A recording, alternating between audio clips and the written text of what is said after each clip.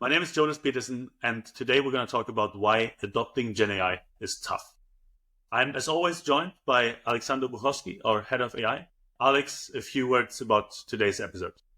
Yeah, so today we're gonna talk about the challenges, but also, key considerations and sort of tools and frameworks that can help you implement Gen AI in your organization or as a product, as a service, general stuff that can help you guide you through this stuff.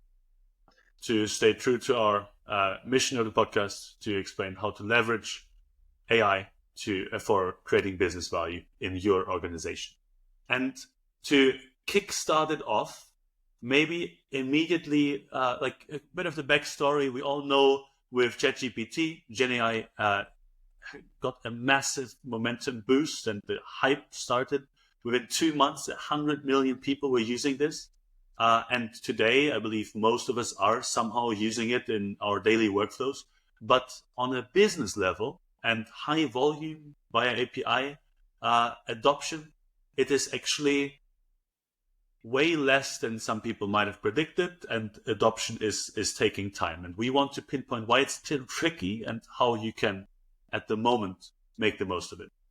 Just start it off with a few problems, and then Alex, you can overcome those or like comment on how to potentially solve them.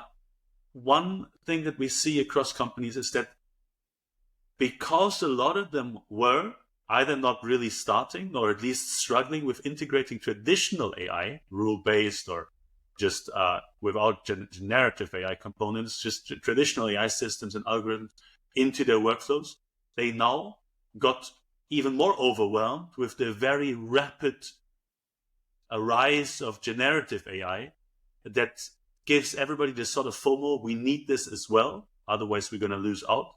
Let's start and bring it into processes sometimes a bit too fast. So that sort of overwhelming speed with which this Gen AI came on stage. And then also sometimes a bit of overconfidence in what it can actually do.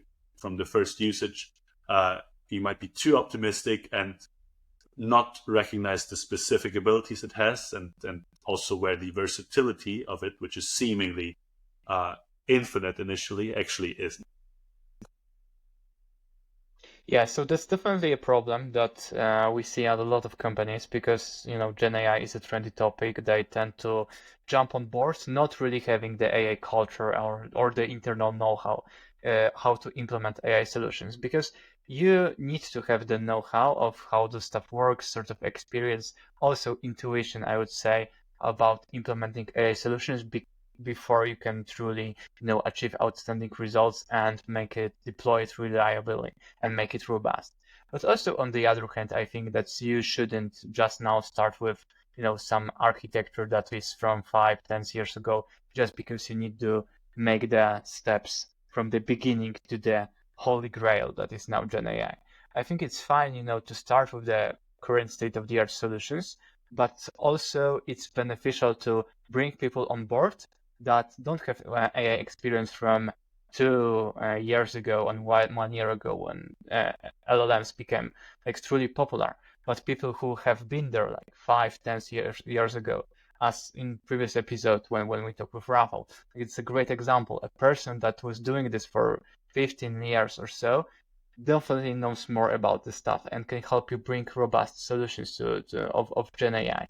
So when considering implementing those solutions, don't only focus on skills like prompt engineering and stuff like that, but also on things like, do they really know how AI models work and what value can they achieve? On that note, later on, I also want to touch upon the point of how getting your employees to embrace it and to get the most value from it. The STEP framework is going to be an interesting thing to talk about there. But before we get that far, let's set the stage with market dynamics and then go through 5 key considerations for Gen AI adoption. And we can always enrich with our personal experiences. But on the market dynamics side of things, an interesting analogy that can be drawn potentially is between iOS and Android. Alex, I'm going to be interested in your opinion on this. It's an analogy I've heard multiple times now being made between open, closed, and at the same time, different big players choosing different routes. So we all know that OpenAI set the stage with ChatGPT, backed by Microsoft with like the highest possible minority stake. Then Meta, Alphabet, of course, joining. Now with Ajax, Apple is also joining the stage. Newcomers like Hugging Face and Anthropic, again backed by Google and Amazon. They all are pretty strong in the place, but they have fundamentally different approaches when it comes to open or closed source, or at least a publication of the weights, or keeping it completely closed. What do you think of the analogy to Android and iOS? Well, it's interesting. It's definitely, you know, a wider topic of closed versus open source models. And recently, like 2 weeks ago, also X released Grok, their own model for open source. And at first, you think it's a stupid decision because you gave away an asset that's worth like tens of millions of dollars just to train the model, in terms of, you know, computing power, data collection, and stuff like that. But on the other hand, you know, you also gain the trust, I would say, of the community. When you release open source models, you get like good guy points, right? Because you're doing open source work that people are more like, it's public relation things, essentially. So the gain from that may be more prominent than the gain from using your API.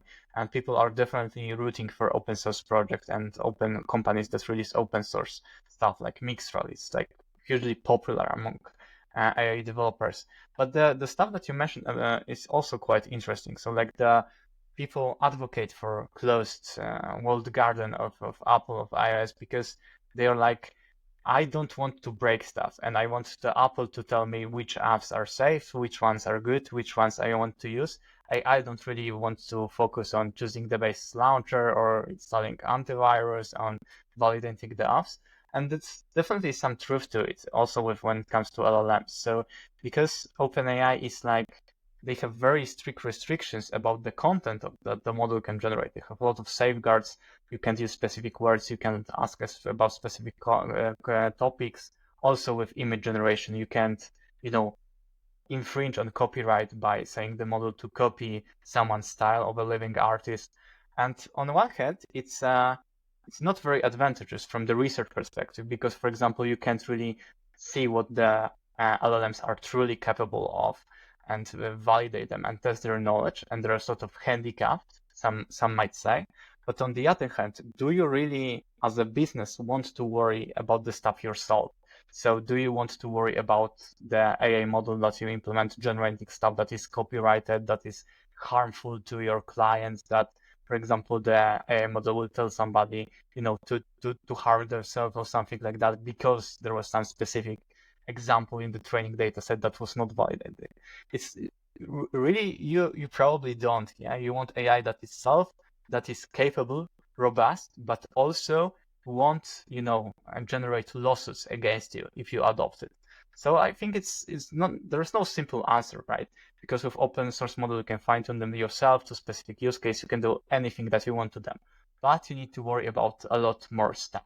So it's just a matter of your specific use case, and I guess also your preferences and capabilities. Because if you're a small company, like, okay, you won't do anything with the open source model anyways, because its sheer deployment is like over your budget.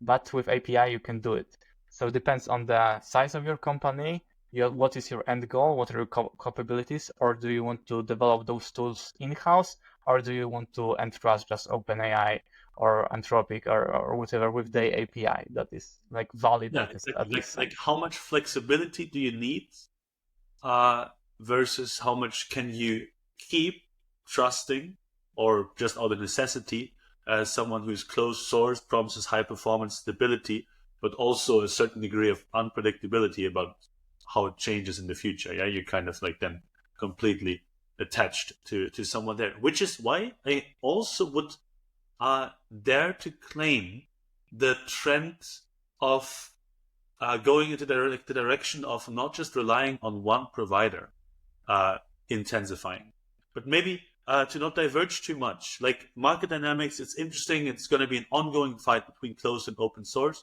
probably coexistence of both, because as you outlined, there's definitely like space in the market for both, and both models have different advantages. But to get back to why is it tough, and why do we only see companies on a large, high volume scale at the moment use Gen AI essentially for internal knowledge based search? So a quick and reliable and natural language way of searching through their often vast amounts of SharePoint or whichever cloud they have their documents stored. So for that, it is a big use case. Chatbots, yeah, to an extent, but with risk, and often also based on their own documents, be it via RAG or other methods. Why do we see it mainly for this and not a lot of the other things? And there right now, I mean, what would you answer to that? It seems tough, right? The initial hype has died down a bit, and people are thinking of, okay, how can we actually draw value from it and not just stamp it on to our business to, I don't know, look better for marketing purposes, or do it because the competition does so also.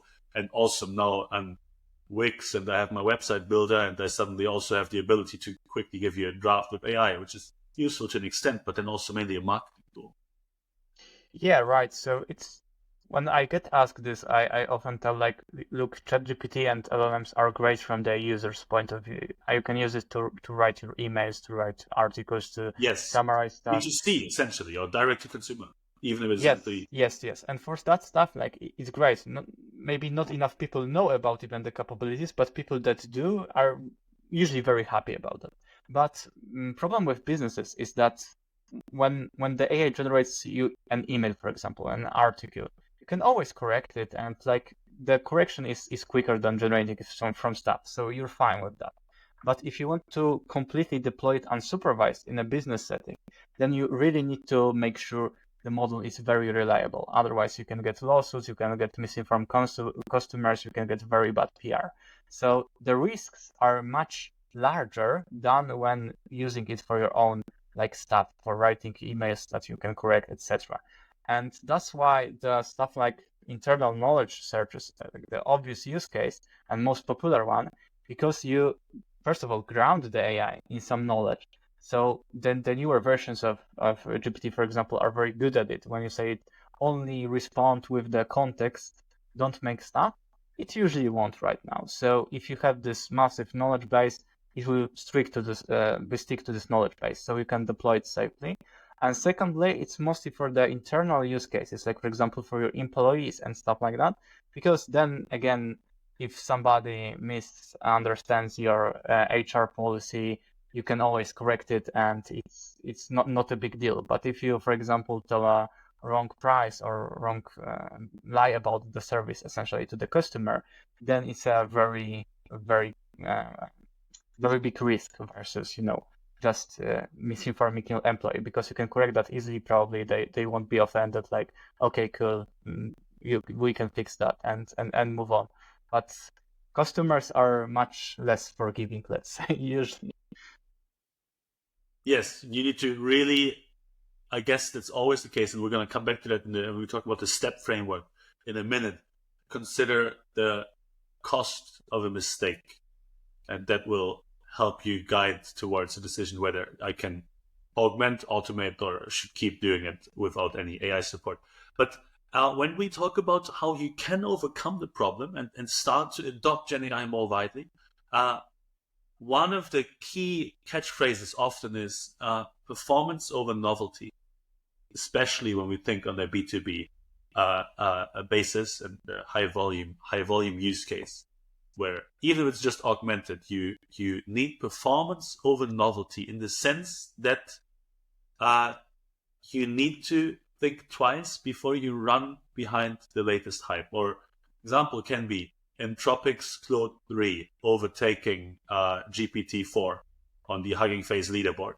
I remember it was quite some headlines when it happened a couple of weeks ago. The king is dethroned, so king of Yeah, green it is was like dethroned. 1 point or stuff like that. So it By was one like point or really something. Plus, marginal. okay, additionally, it was a year later, right? So, like, Yeah. fair enough, guys, you did it now, but it's taken a year, and the guys have been working on the next version for a year.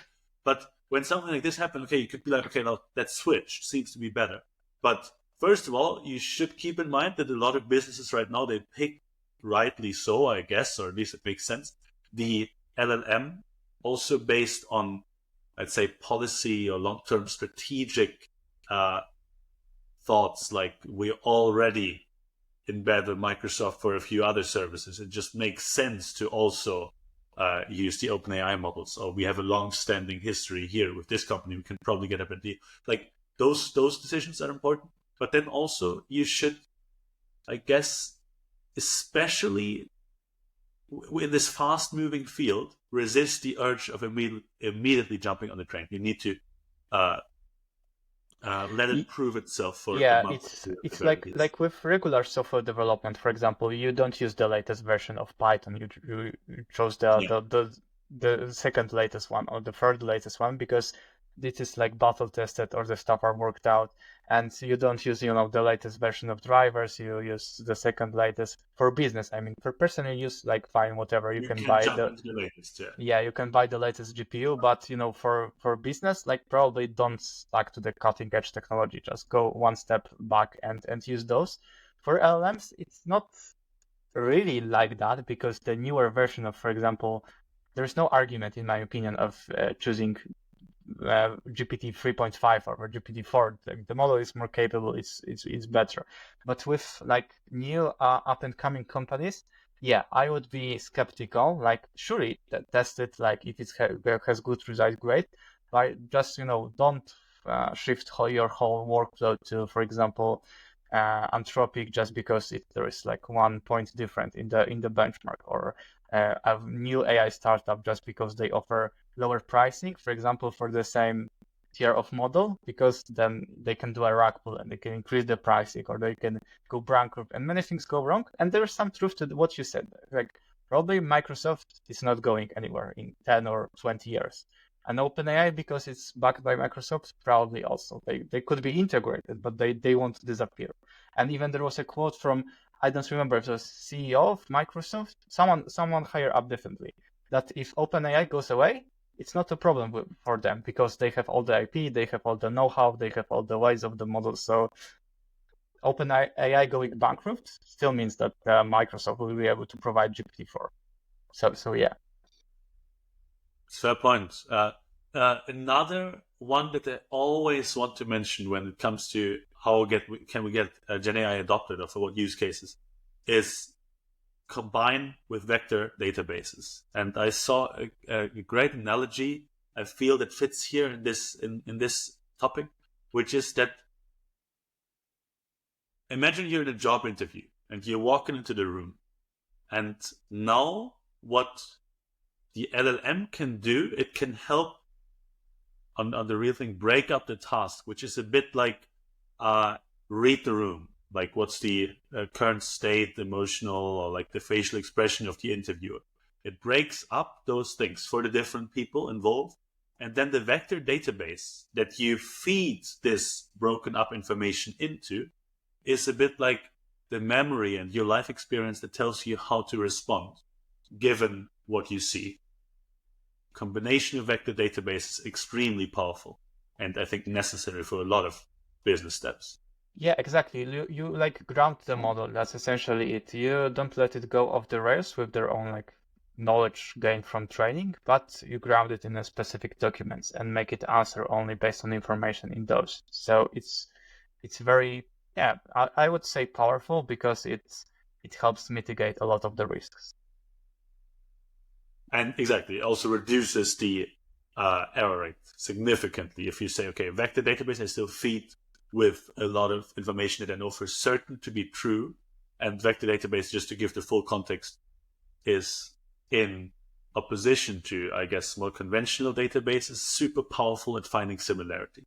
And let's, as with regular like helplines, you don't just hire a new person on the helpline and say to them like, go answer customers, help them. You have probably a script or some documents, some knowledge base that they can open on their laptop, look through it, and find the answer to what customer is saying.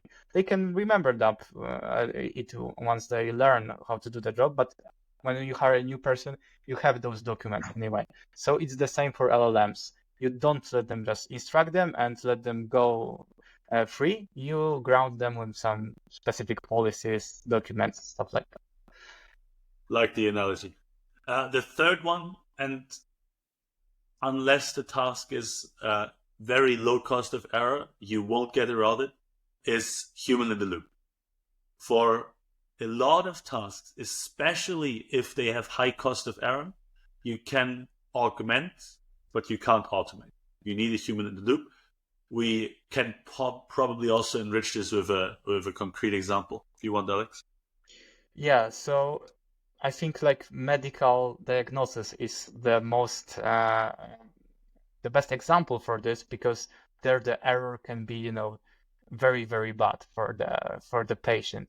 So a lot of companies do AI assisted diagnosis when the AI is suggesting some relevant information, giving like maybe the initial probability, but it's the doctor in the end who makes the final call. He sees on the information, he sees the AI results as a results of a test, similar to blood test or some antibody test and stuff like that, and makes the final decision based on the complete set of information.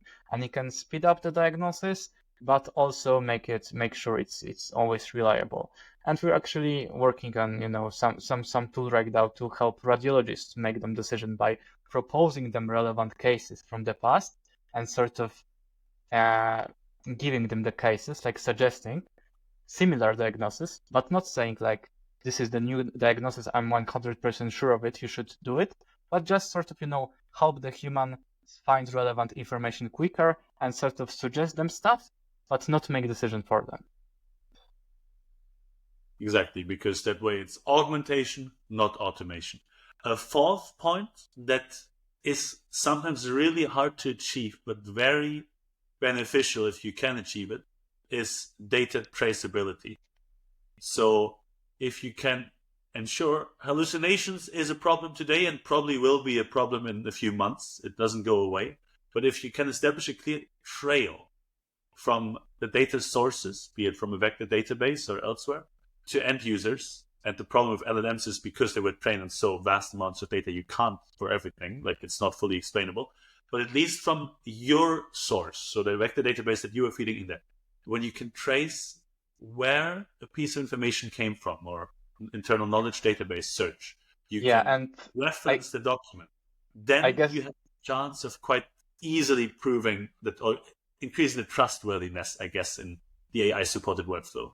Yeah, I guess this could also be the argument for open source AI models, because if you fine-tune them yourself or train them from scratch yourself, you have complete ownership of the data, and you can, make sure the data is only from reputable sources. And when you're using black box API model, you can't really know where the data came from. So it's another thing to consider, right? Yeah. So this, like, achieving or moving towards data traceability, and I guess maintaining control. Those are definitely clear arguments in that direction. The final one, at least, before we talk about the stat model, also is a bit, I guess, something that applies to loads of situations in life, not even just a Gen AI adoption, but set realistic expectations. So right now, I feel like we're starting to move there. A year ago, expectations might have been, as it's often the case with new technologies, sky high, and it was very hard for teams to deliver. Loads of companies tried Gen AI adoptions across the board. Everybody had FOMO. Everybody wanted to be the first mover. Realized after some time, okay, it is actually not as reliable as we'd like it to. We do need the human in the loop. We do need combination vector databases. We should choose performance over novelty. But if you set those expectations realistically from the start, you'll have a much easier time actually adopting it afterwards, and not people being like, oh yeah, it's not as good as you promised, we won't use it at all. Yeah, I think, people tend to be on the wide spectrum of accepting AI adoption. Some people are like, yeah, AI will save us, let's implement it everywhere, let's make political decisions with AI. And on the other hand, like, people are, no, my use case is too specific, my job will never be replaced with AI, it can't really do basic stuff, so why bother? And the truth is, somewhere in the middle. AI is great, and Gen AI is great, but for specific use cases. It works great with summarization, frequent question answering, especially with the retrieval augmented generation and vector databases. It's great for information extraction, processing document and stuff like that. But if you want, for example, for it to solve all your problems and do, I don't know, AI CEO or something like that, yeah, it probably won't work. So you have to set realistic expectation, find specific narrow use cases when the AI can help, and ground them and make sure it's deployed reliability and don't go off the rails.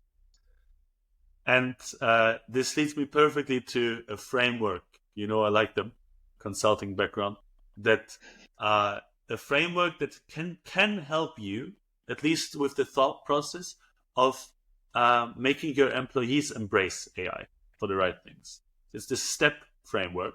And let's talk about it briefly, because I feel like it fits into this position here. Segmentation, transition, education, performance. STEP, to help employees embrace AI. On the first point, segmentation, if you were literally bang on touching this just now before, no single AI does all tasks of an employee.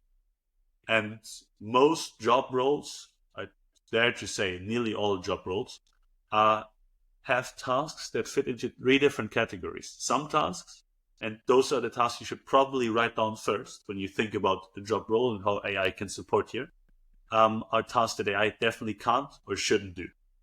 Not today, not tomorrow, not in a month, not in a year, probably. The second category are tasks that AI can augment. So there we're talking about, for example, the radiologist diagnosis support you were mentioning. And the third is a category where AI can automate. And those are tasks, because we know AI is not 100% perfect. All models have an error rate, even if you try to push it low, where the cost of error is acceptable. I think an example that's nice to give here, we didn't give yet in this episode, is the recommendation of the product you'd like to buy, or the next movie you'd like to see on Netflix, or a LinkedIn connection that you'd also know. That is something that I can completely automate, because the worst thing that happens is, I don't know this person, or I don't like this movie, or I don't want to buy this product, which costs money, but less than doing everything manually. You can't even in these use cases. So this sort of segmentations helps you decide from the start, when you develop AI, or when you think about developing AI, to choose it for the right use cases in a structured manner.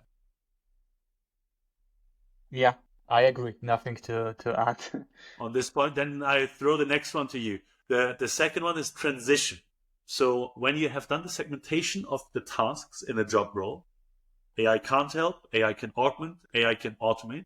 You need to, once you build it, and we've talked about this a lot before, and we can talk about this a lot after, but say you have implemented and it is deployed and it is in operation, it is being monitored, you have to transition people in their job roles in a way that makes sense for them, for you as a business. And what often the fear is, replacement and job loss. Reality, at least until now, is different. It's and I can give examples of this, loads of them actually, is that you transition people into new roles or changing roles. And what actually quite often can happen is, let's take a junior marketing person, marketing business development person, that now gets more AI support with creating marketing collateral, like presentations out of, or LinkedIn posts, that sort of stuff. Okay, awesome. They freed up some time, and they have more time for next level tasks like market research, competitor analysis. They can have more deepened trainings. They can do tasks that usually were, or in the past, being done by one level above, by their supervisors. When AI takes away or augments the simpler, easier tasks, everybody needs to learn and change their roles, but can usually more quickly move into slightly more senior roles. That's the Yeah, I transition. guess you can you can sell this even as a promotion for people. Like, now you get this very high quality specialized tools, So you're not a regular employee, you're a manager of those tools, very advanced, that you can help you in your job. So I like you it. know, Yeah, yeah.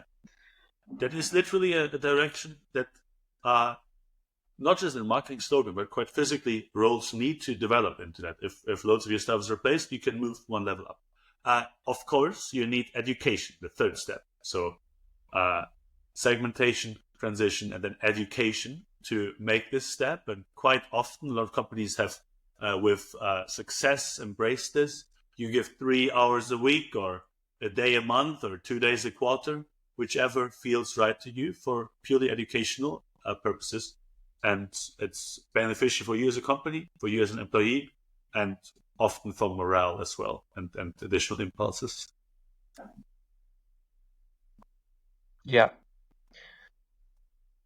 Like on that one, I guess we could give yeah, a concrete example, but we also want to wrap it up. Do you want to talk about performance, the last one? It goes more in the direction of changing the way we review performance due to AI support or augmentation or automation.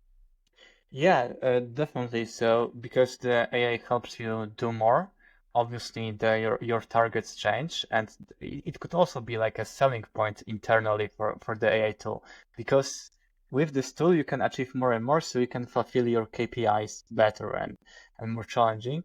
Also, it's a good tool to it helps the evaluation because you have the specific tools. It's sort of helping that. And I guess you also have to remember to hear the people concerns when evaluating the AI model. So if somebody is telling you like this model is not doing great for this specific task, you also need to keep this in mind. Say that you will look into it and look into it to make them more adaptive of the tool. It's better to hear the feedback and really take it into account.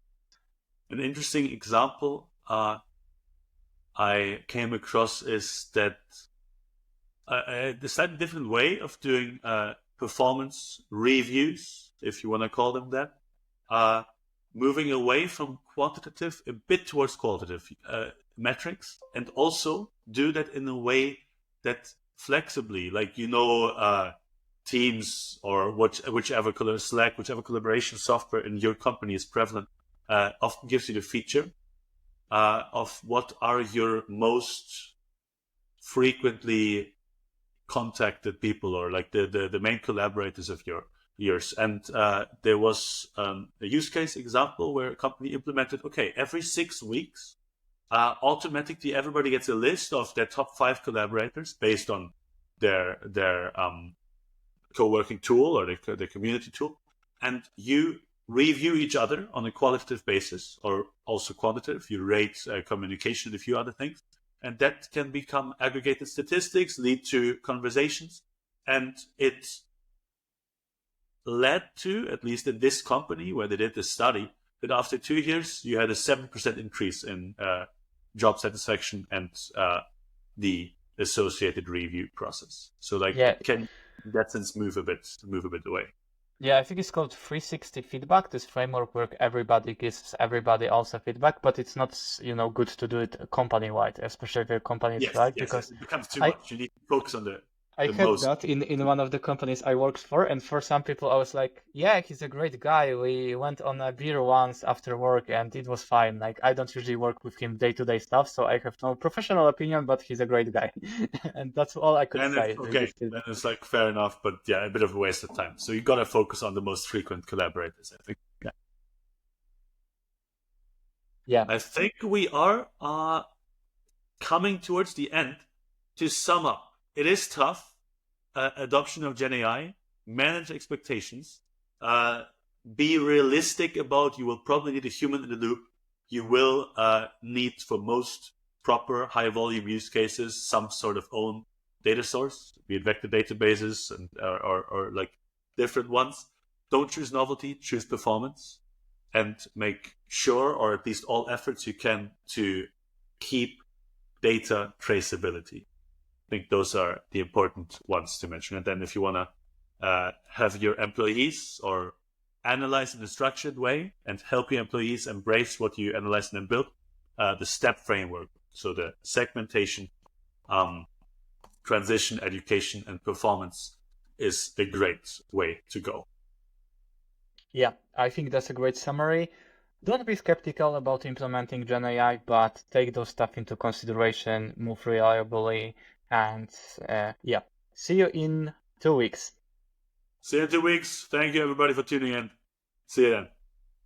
Thank you for listening to AI Basecamp podcast. If you need help implementing AI solutions, go to K2AI and book a free consultation today.